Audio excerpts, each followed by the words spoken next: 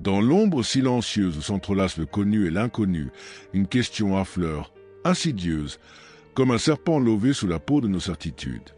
Qu'est-ce que le mal, sinon la simplicité déguisée en monstruosité? Ne sommes-nous pas, tous, condamnés à marcher dans un labyrinthe où l'obéissance se mue en complice invisible de nos pires cauchemars? À quel moment l'ordre devient-il une cage et le devoir, la clé qui ouvre les portes d'une cruauté banale, presque innocente à première vue? Si la banalité du mal est une énigme, alors qui parmi nous détient la clé de cette prison silencieuse, tissée de gestes répétés et de silences consentis?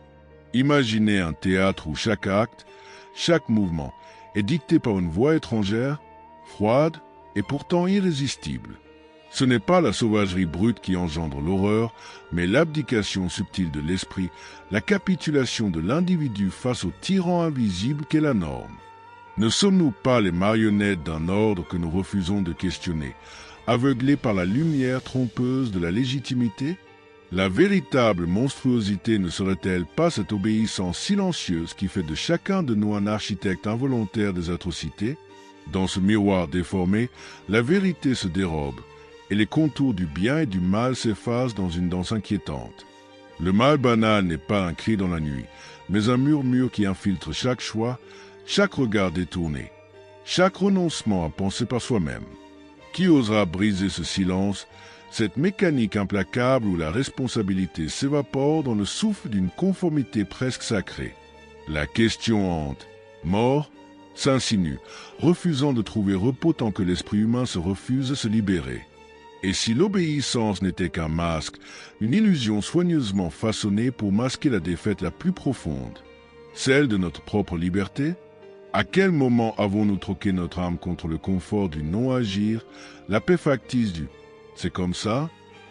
Cette soumission, plus terrible que le feu ou la lame, creuse en nous des abîmes où se noient les cris étouffés des consciences éveillées. Le spectateur n'est plus simple témoin, mais le héros d'une tragédie invisible, pris au piège dans l'étreinte glaciale d'une réalité inversée. Ainsi, s'ouvre devant nous un abîme de questions sans réponse, un labyrinthe où chaque pas pourrait être le dernier. La banalité du mal n'est pas un concept lointain, mais une ombre tapie dans les plis mêmes de notre existence quotidienne. Qui osera, aujourd'hui, déchirer ce voile et faire face à la lumière crue de ce qui se cache derrière la façade de l'obéissance? Le réveil est brutal et le temps presse, car dans ce moment suspendu, au bord du gouffre, se joue le destin silencieux de notre humanité. Dans les replis sombres où la conscience vacille, une vérité tourmentée émerge, tremblant comme la flamme d'une bougie au cœur d'une tempête. Nous sommes des créatures tissées d'obéissance, des âmes marionnettes liées par des fils invisibles qui, lentement, étouffent notre essence. Qui donc a forgé ces chaînes? Sinon cette main anonyme qu'on appelle la norme, le devoir, l'ordre? Ce murmure lancinant résonne dans chaque fibre de notre être, une symphonie funèbre où l'âme s'abandonne sans savoir qu'elle se perd. L'obéissance devient alors le poison subtil, distillé goutte à goutte dans le calice de notre liberté. Et pourtant, combien d'entre nous lèvent les yeux pour briser ce sortilège? La douleur naît de cette soumission silencieuse, et avec elle, le frisson glaçant de l'effroi. Sommes-nous les bâtisseurs inconscients des horreurs que nous prétendons rejeter? L'étau se resserre lorsque l'esprit, au lieu de s'élever, s'abandonne à l'ombre du conformisme. Le mal banal ne hurle pas, il chuchote, il s'infiltre dans les interstices de la pensée, là où l'individu fléchit, là où l'acte se dérobe à la responsabilité pour devenir simple geste automatique. Mais ce murmure, plus terrible que le cri, creuse des abîmes invisibles dans le tissu fragile de l'humanité. N'est-ce pas là la véritable nature du mal, non pas l'explosion brutale de la sauvagerie, mais la défaite insidieuse de la conscience? Ce vertige intérieur, où la lumière vacille et le doute s'installe, révèle l'horreur. Ce que nous appelons obéissance est parfois le masque sous lequel se dissimule la lâcheté. Et dans ce miroir déformé, le visage de l'innocence se mêle à celui de la complicité. Mais qui est-ce, alors, ce « nous » qui s'abandonne à la facilité? Cette identité fragmentée qui cherche dans l'ombre des règles une protection contre le chaos d'un monde indomptable? Sous le vernis de la normalité, l'homme se débat entre la peur et le désir, entre la quête effrénée de contrôle et la fragilité d'un être qui, au fond, tremble devant sa propre liberté. Ce paradoxe déchire l'âme et ouvre une faille où s'engouffrent les fantômes d'une culpabilité refoulée. La vérité se fait glaçante. Le mal banal n'est pas une force extérieure, mais une prison intérieure, une mécanique infernale où le choix devient mirage et la révolte, une illusion. Le spectateur est invité à sonder ce gouffre avec une angoisse mêlée d'une étrange fascination, car c'est là, précisément là, que se trouve le nœud de sa propre existence. Au cœur de cette spirale, la conscience vacille, oscillant entre lumière et ténèbres, entre un effroi viscéral et une révélation douloureuse. L'obéissance ne cesse plus d'être un simple acte, elle devient un rituel, un poison que l'on s'administre avec la certitude trompeuse de préserver l'ordre. Mais quel ordre? Sinon celui qui perpétue le cycle infernal de la destruction silencieuse?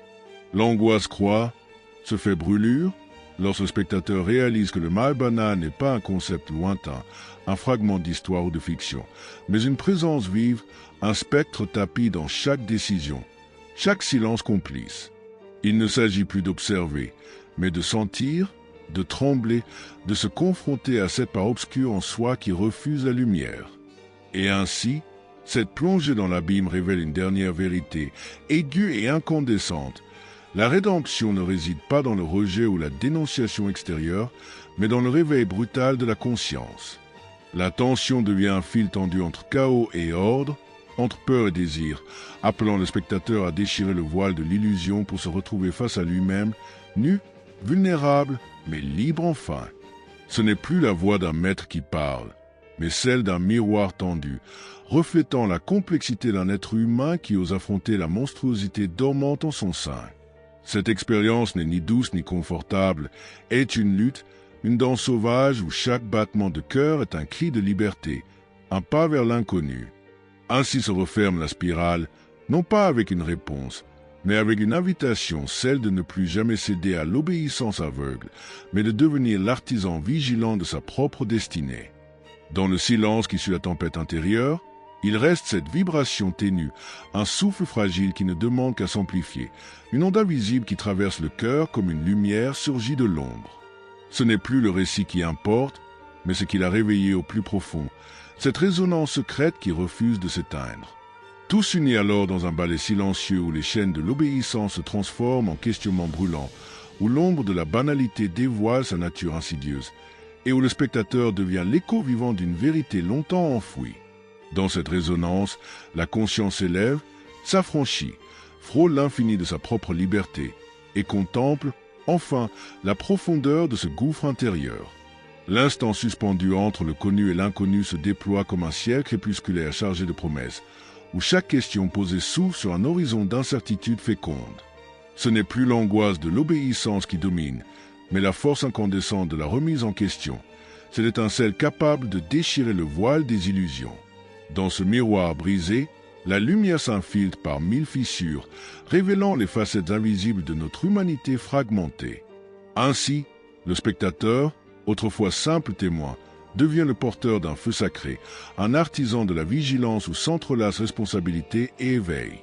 Ce regard nouveau ouvre la porte d'un monde où le mal banal ne peut plus se cacher derrière le silence complice. La danse complexe des ombres et des lumières trace alors un chemin secret, un sentier que seule la conscience éveillée peut emprunter sans se perdre. Le poids des anciennes certitudes s'allège, laissant place à un vertige libérateur où chaque pas devient acte de courage, chaque souffle un engagement. Ce mouvement intérieur, à la fois fragile et puissant, est une invitation à défier la facilité, à s'opposer à la conformité qui dérobe l'âme.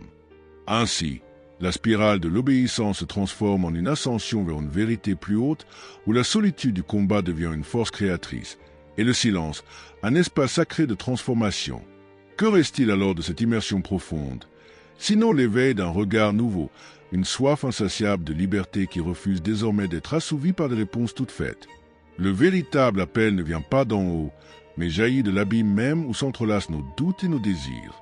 C'est dans ce lieu secret que germe la graine d'un changement véritable, un souffle qui traverse le temps et invite à devenir non plus un simple suiveur, mais un maître de son propre destin. Cette vérité, à la fois fragile et indomptable, murmure à l'oreille de chacun. Le mal banal ne triomphe que là où l'âme se tait. Il appartient à chacun d'entre nous de faire retentir ce silence, d'incarner cette rupture intime où le poids de l'obéissance cède enfin devant la puissance de la conscience éveillée. Si ce voyage a touché une corde sensible, alors que ce frisson devienne acte. Partagez cette lumière, exprimez votre éveil, engagez-vous dans cette quête sans fin. Aimez, commentez, abonnez-vous non par habitude, mais comme un serment silencieux de vigilance, un pas décidé vers un monde où l'obéissance aveugle n'a plus de place. Ainsi, ensemble, nous devenons le souffle vivant d'une humanité qui ose enfin se regarder dans le miroir, démasquée, libre et prête à renaître.